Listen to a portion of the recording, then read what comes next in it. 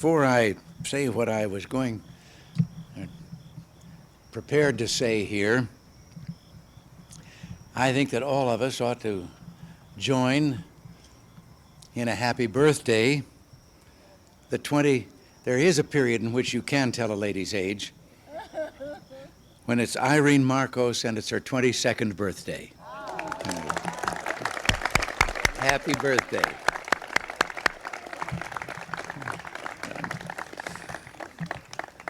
But tonight, we welcome old and good friends to the White House in a visit symbolic of the superb relationship between our two countries. It's a nostalgic occasion for us as well. Nancy and I often think of our 1969 visit to Manila when we first experienced that unexcelled Philippine hospitality as the guests of our guests here tonight. And the birthday girl was quite young and small at that time.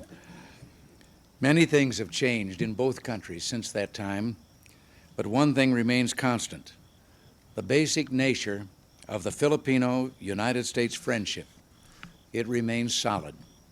Both countries have worked hard over the years to maintain excellent cooperation in defense, foreign policy, refugee matters, economic assistance, and many other areas. And I pledge to you, President Marcos, that the United States will do its share to strengthen those ties in the 1930s, the 1980s. I've been doing a little reminiscing at the table, forgive me. That's my fault. Yes, 1930s was my first job. We value the friendship of the Republic of the Philippines for many reasons, Mr. President. Our intertwined histories during the first 50 years of this century left its imprint on your institutions of government, your educational system, and your public services, such as public health, and the widespread use of the English language as a result of that era. So is your flourishing free enterprise system. As important as our shared histories are our shared strategic interests, which span this entire century. In World War II, Filipinos and Americans fought and died together. And you yourself, Mr. President, played an unforgettably heroic part in that conflict. Coming out of that war, your generation and mine fully understood the need for collective security arrangements. Unfortunately, some of today's young people, blessed by decades of relative peace, may not have this understanding.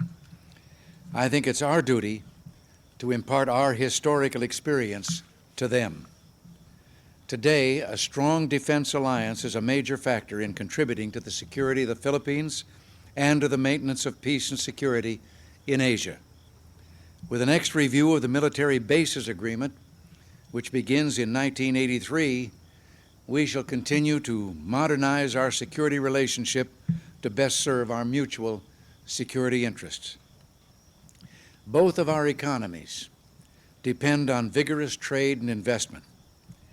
These ties remain strong, and your presence in Washington, Mr. President, has enabled us to conclude several outstanding economic matters. President Marcos, we have accomplished a great deal together over the years. We will all do more in the years to come. Common determination to achieve a better life doesn't mean that we need to be alike. We need only to treat one another in a spirit of generosity and mutual respect.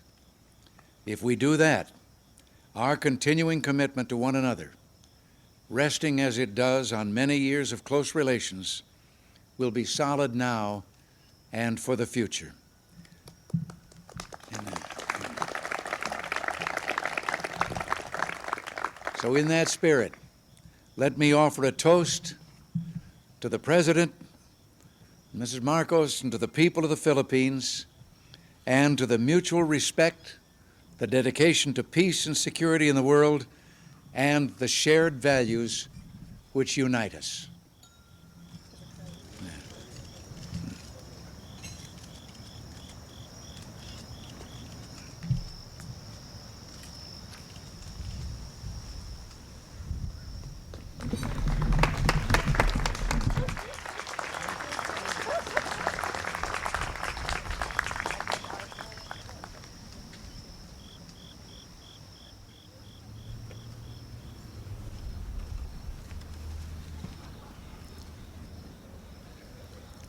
Mr. President and Mrs. Reagan, distinguished guests, my friends. I feel I must pay tribute to this elegant and fairy-like party and dinner, which has reminded me too much not only of home, but of some dreamland at home. A tribute to the taste and sense of beauty, to perhaps primarily not only to President Reagan, but Mrs. Reagan, for this lovely party, which I shall always remember as the Firefly Party in the White House. You do us great honor with this dinner. Allow me to extend the gratitude of 50 million people on the Republic of the Philippines, Mrs. Marcos and myself, for this hospitality and this generosity. Certainly, we will be unable to reciprocate this beautiful event. You even had the songs all prepared, including a Philippine song. That's a favorite of the First Lady of the Philippines, Dahil Sa'yo, which means because of you. Because of you I love, because of you I live, and because of you I am what I am. And then you had the other theme song, which was a favorite of both President Reagan and the other president. Understand? The theme song of Dr. Zhivago, which is a long story, of course, and which I won't talk about. It happens to be one of our theme songs because it was sung in one of what threatened to be a tragedy, but which did not. And that's why we remember it.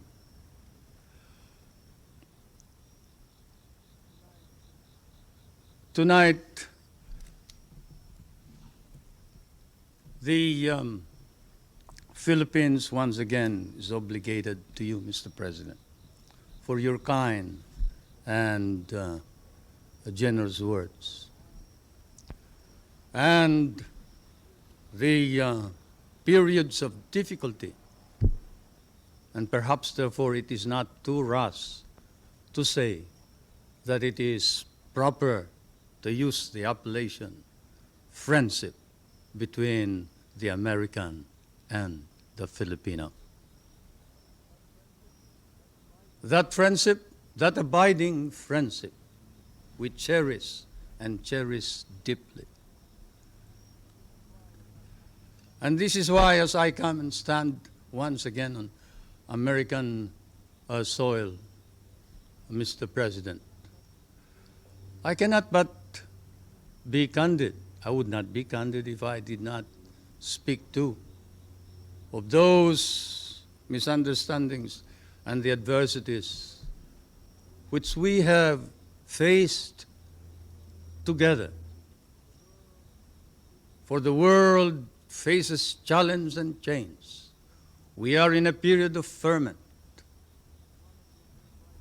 As one of your great writers has said, you have passed through a period of torment, an ordeal, perhaps of tragedy, as you experienced the assassination of some of your American leaders, constitutional crisis in the presidency, the trauma of Vietnam, and occasionally doubts about your own capability.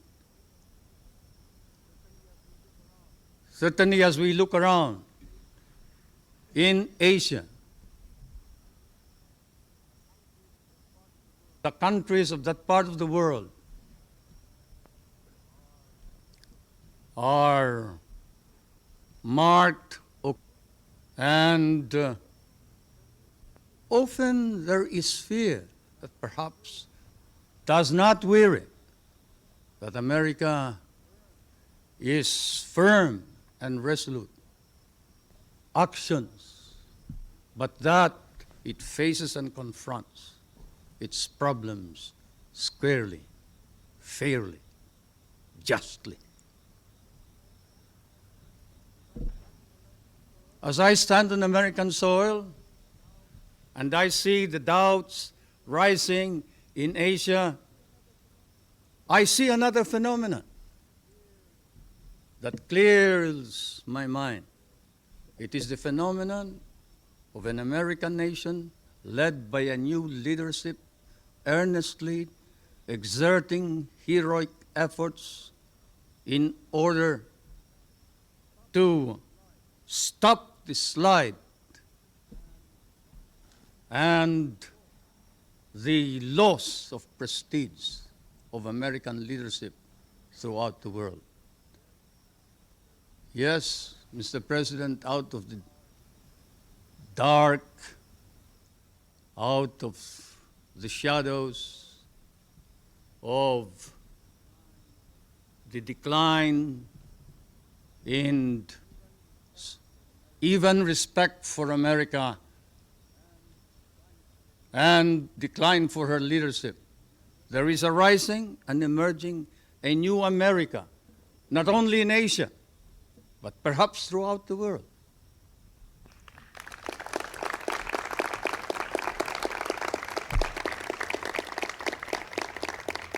The stakes are high, Mr. President.